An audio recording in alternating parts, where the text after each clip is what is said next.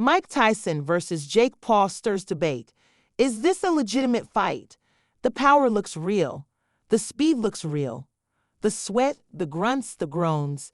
It all looks real in the viral videos of Mike Tyson preparing for his fight against Jake Paul.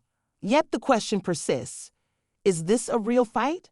Watching Tyson and Paul in the ring Friday at AT&T Stadium in Arlington, Texas, will help provide the answer. It should be clear whether the two are throwing punches with full force and trying to win a heavyweight bout scheduled for 8 rounds. But until then, a real fight? The tentative answer is undeniably yes, based on some protocols. The Texas Department of Licensing and Regulation, TDLR, which regulates combat sports in Texas, sanctioned the Tyson-Paul fight as a pro bout, not an exhibition. Like all real fights, it will be scored by 3 licensed judges, a winner will be declared, and the result will count in the fighter's records. Or the answer to whether the fight is real is a wholehearted no based on rules for the bout, which is scheduled for 8 rounds. The rounds will last 2 minutes and the gloves will be 14 ounces rather than the standard rounds of 3 minutes and 10-ounce gloves. Others have looked beyond the specific rules when questioning the legitimacy of a fight. Until recent weeks, the 58-year-old former heavyweight champion and 27-year-old YouTuber have shown affection for one another as they prepare to make tens of millions of dollars. It feels like 2 brothers want to fight each other in the backyard during a family reunion. Jay Cornegay, Executive Vice President of Race and Sportsbook Operations at the Westgate Superbook, told USA Today Sports by text message last month, "I'm not sure how serious they will be." Paul is a more accomplished YouTuber than boxer, but he has fought in 11 sanctioned pro bouts since January 2020. He's 10-1 with 7 knockouts. Tyson might not be able to turn back the clock and look like the baddest man on the planet, but he's 50-6 with 44 knockouts and fought Roy Jones Jr. in an exhibition in 2020. Their bout has gained legitimacy from BoxRec, the official boxing registry. The fight already is entered online as a pro bout, and there are no plans to change that when the listing is updated with the results, said Gray Johnson, Chief Marketing Director for BoxRec.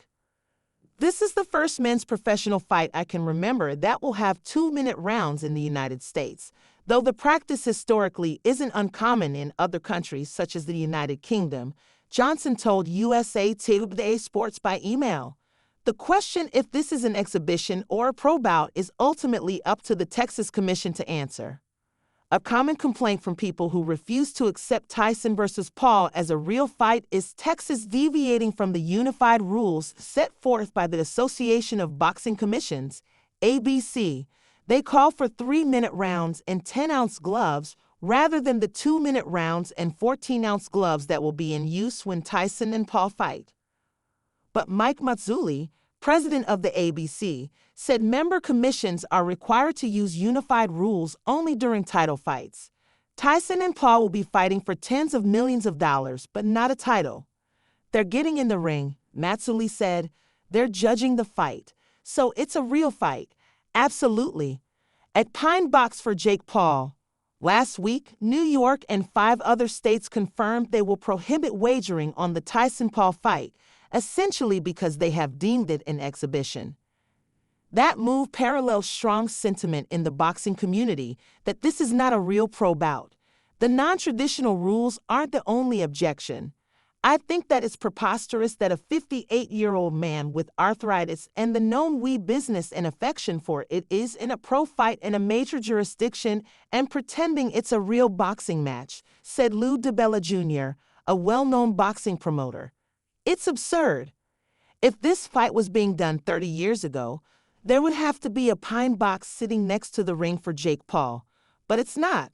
Mike's 58 years old, and it's an entertainment spectacle. Boxing has no central authority to govern the sport, so each state commission largely can sanction bouts as it sees fit. In 2018, Texas officials sanctioned a pro bout between Jack Lucius, then 62, and Yale Eligio, a younger boxer whose age is not listed in BoxRec, the sport's official registry. In the first round, the 62-year-old Lucius lost by TKO. I don't know how they pulled this off, Al Lowe, the former chairman of the Michigan State Boxing Commission, said of Texas sanctioning the fight as pro. Greg Serve, who served as commissioner of the Pennsylvania State Athletic Commission for 33 years before retiring last year, said the 2-minute rounds and 14-ounce gloves remain problematic. I don't see how even a Texas says it's a sanctioned bout, he said. It would have never been allowed in Michigan.